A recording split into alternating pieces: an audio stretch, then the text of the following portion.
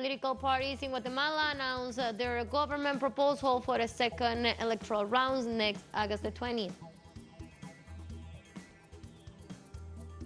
And coming August the 13th, Argentinians will select the pre-candidates for the nation's president and vice president ahead of October general elections. In Turkiye, a blast hit the site of 13 grain silos in the Derince port, leaving 12 people injured, while adjacent building also sustained damage.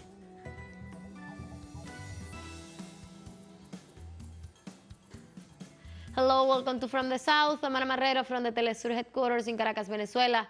We'll begin with the news. Stay with us.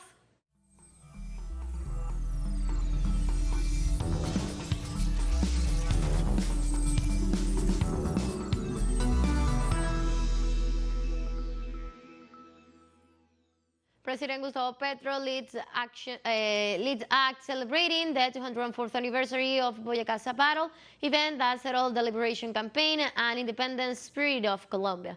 During the event, the head of state paid tribute to the fallen soldiers in the heroic actions while thanking the active military forces that participate in the ceremony for protecting the rights of the people and opening the possibility of a total peace. He also stressed the demand for a new approach to the reach of agreements instead of increasing violence. Social justice is a polar star that guides us. Social justice is the basis for peace, just as social inequality is the undeniable source of violence. Social justice is the basis for protecting life in Colombia. If we do not address the very causes of inequality, if we do not face poverty and hunger, if we do not give education to young people, if we do not take care of the elderly and guarantee them a livelihood, if we do not give dignity to the mother and the small child, change will simply be an empty word. Gustavo Petro, President of Colombia, stressed the importance of peace dialogues in the country as well as the participation of civil society and the international community. Therefore, we're talking with the armed groups to look for ways out, to save lives. We have a dialogue table with the ELN that has already allowed us to reach a historic and unprecedented bilateral ceasefire. But more than that, it should be a suspension of hostilities against the civilian population. Peace is not a negotiation between armed groups. It is a reality where the unarmed society must participate. This effort has even been supported by the United Nations, which has extended the verification mission's mandate operating in Colombia. This means the support of the world to peace in Colombia. In Guatemala, the party's National Unity of Hope and its movements estimated their government proposal for the second electoral round next August 20th. Only 14 days before the presidential runoff in Guatemala, the candidates in the political ranks participate in a space intended to debate the proposals of their respective administrations. Sociologist Bernardo Arevalo of the Progressive Party proposed for his first 100 days to fight corruption and strengthen the national police, while former First Lady Sandra Torres of the United Party reaffirmed that for her the government she will implement the Solidarity Bank, open schools and social lunch rooms.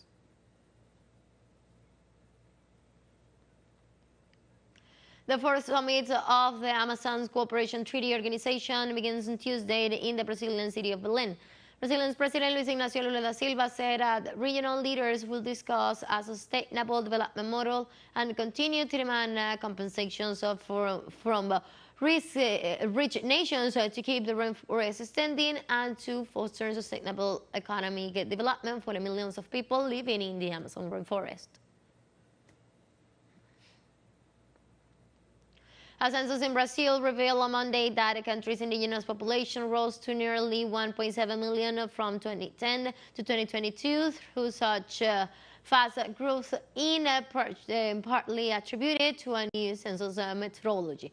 According to the National Statistics Institute, under the new count, the indigenous people in Brazil make up 0.83% of the total population of 203 million, up from 0.47% reported in the previous census.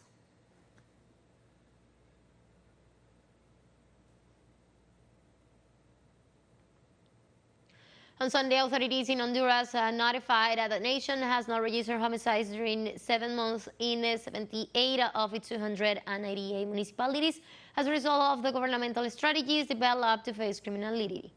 According to the report presented by the police statistical system, the figures represent 25.5% of the total number of municipalities. So far, for the same period last year, the figure of zero occurrence was only achieved in 58 municipalities.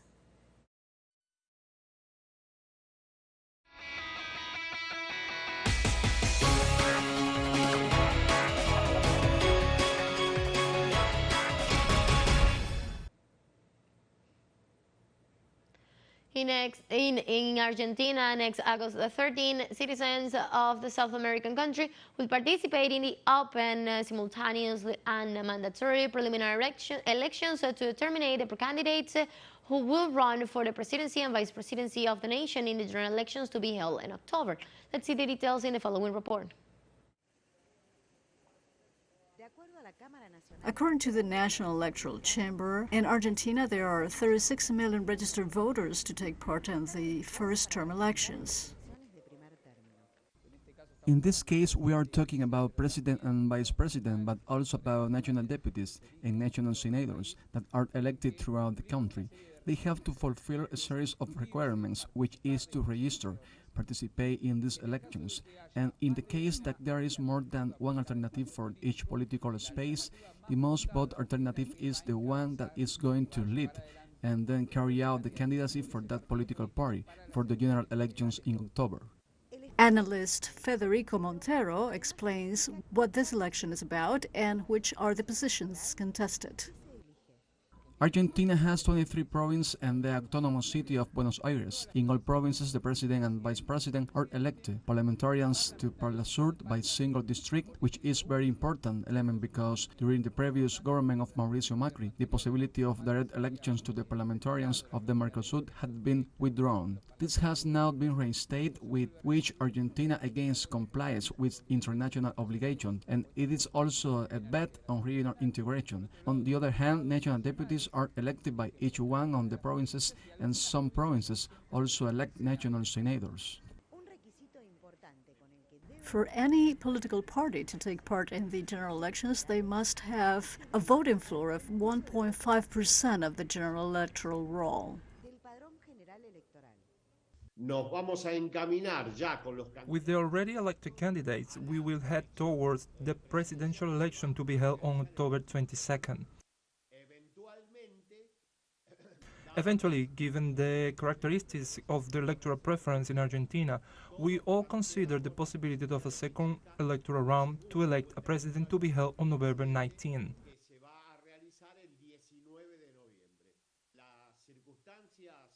The circumstances in terms of electoral preference show a level of fragmentation.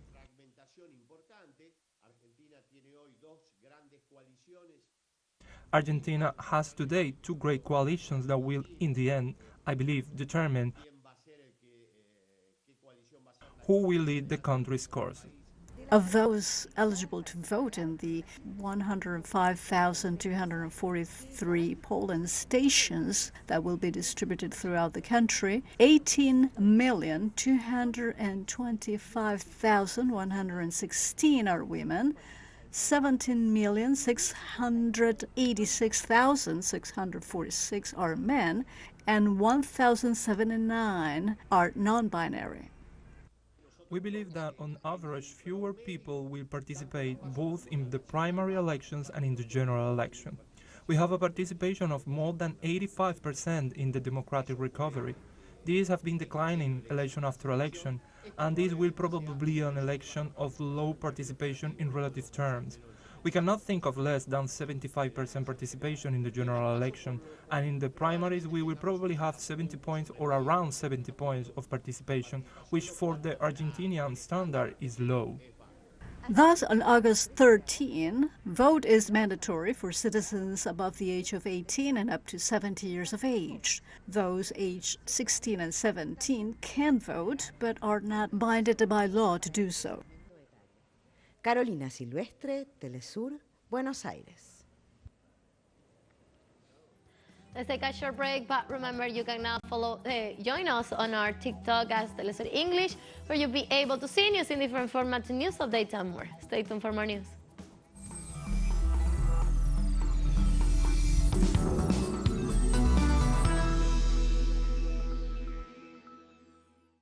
From the South. On Monday, United Kingdom Parliament passed a controversial legislation against irregular immigration across the English Channel.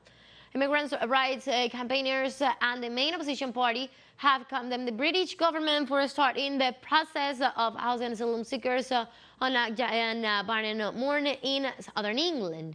British media reported Monday that a small number of asylum seekers were moved to baby homes at English Brains as the government tries to reduce the cost of taking a great number of people arriving in the country.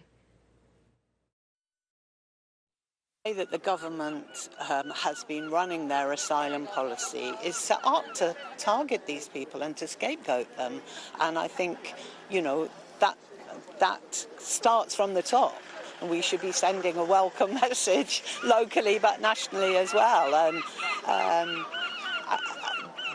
we hope that attempts to divide or scapegoat or follow people don't happen, and that we show the real humanity that there is locally. What it said.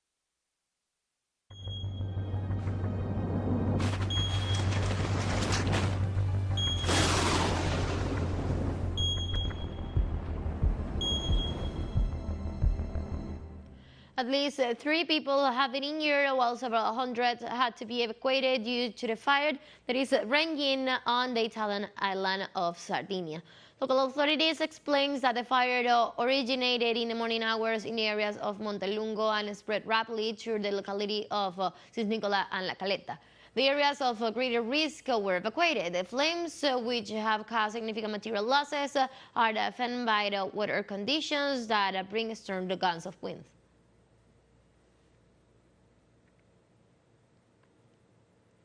According to a UNICEF report, children living in South Asia are exposed to temperatures above 35 degrees Celsius for long hours. The United Nations Children Agency said children in countries such as Afghanistan, India, Sri Lanka, and Pakistan, among others, are exposed to surging heat. They are the most affected in the world by this phenomenon, not only in intensity but also in the time, as they face more than 4 heat waves every year. The agency recalled that Kakhabad, a Pakistani city, recorded the highest temperatures on the planet when it reached 51 degrees Celsius.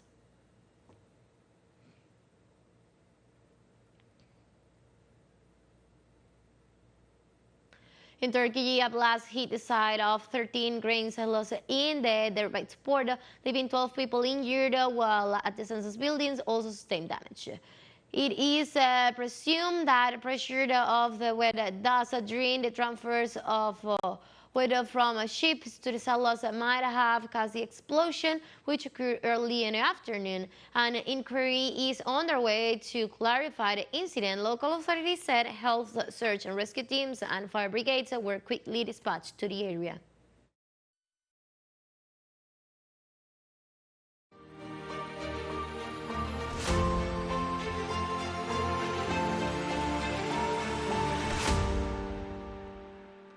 On Monday, the Russian Defense Ministry confirmed that its troops advanced 3 kilometers in the Derince front in northeastern Ukraine in the past 3 days. The city of Derince and its surrounding in Ukraine's Kharkiv region were under the command of Ukrainian soldiers forces since last September, but Moscow assured to recover control of the region, as confirmed by Moscow Defense Ministry, which added that in the last 3 days, the advance of Russian troops have been 11 kilometers along with the front and more than 3 kilometers deep into the enemy defense.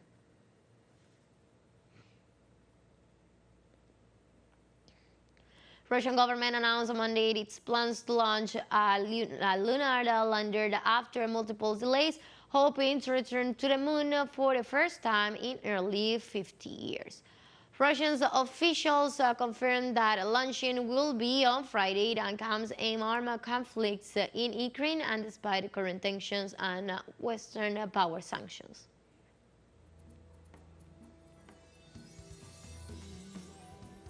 Let's take our last break, but before we invite you to visit our YouTube channel at teleSUR English, where you'll be able to watch our interviews, top stories, special broadcasts, and more.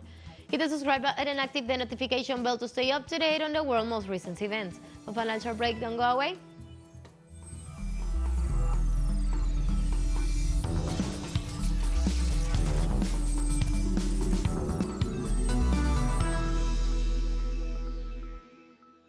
Welcome back. In Pakistan, on Monday, supporters of former Prime Minister Imran Khan staged a protest in Lahore as Khan's lawyers attempt to file a petition that will allow them to challenge his 3-year sentence of corruption charges. Khan lawyers have been denied across their client at Attock Jail, a 100-year-old prison on the outskirts of the historical Attock city, about 40 miles west of the capital, Islamabad.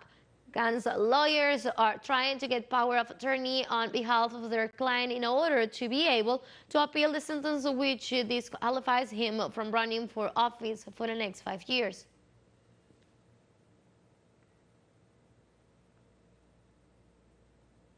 Nigeria remains under threat of military intervention on Monday following a warning from the directive of the economic community of West African states after the expiration of the deadline given to the National Safeguard Council of the Economic Community of the African States, ECOWAS. The Council closed the airspace and mobilized troops to the border of the host countries and warned of the joint response. However, the military intervention agreed to on Friday in the Nigerian capital by the Western Bloc High Command did not take place.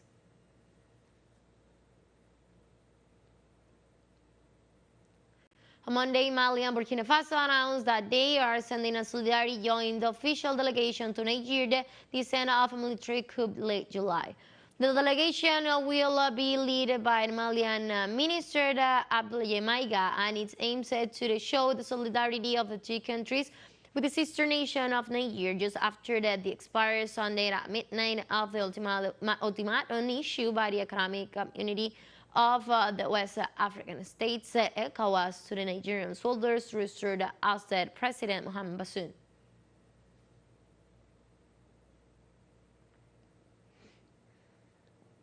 On Monday, some 200 bakers in Tunisia take part in a sit outside the headquarters of the Ministry of Commerce to protest the closure of more than 1,500 of their bakeries following the government's decision to cut off the supply of subsidized flour. Thus, Tunisians have been suffering from a bread shortages for months, casting long lines outside bakeries. In December, thousands of bakeries closed the door as part of general strikes to demand that the government pay their doubts in the context of the subsidy to the bakeries industry.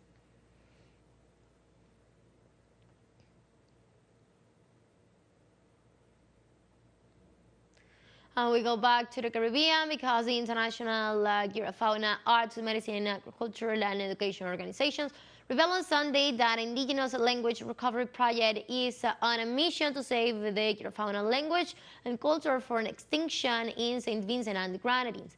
The organization plans to pass on fauna traditions, customs, and language to the next generation by inviting 100 children and teenagers from St. Vincent and the Grenadines to participate in a performing arts workshop that will result in a public performance this August.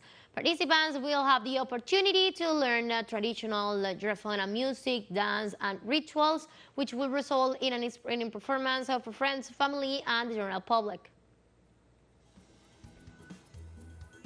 We have come to the end of this news brief, but you can find these and many other stories on our website at telesurenglish.net.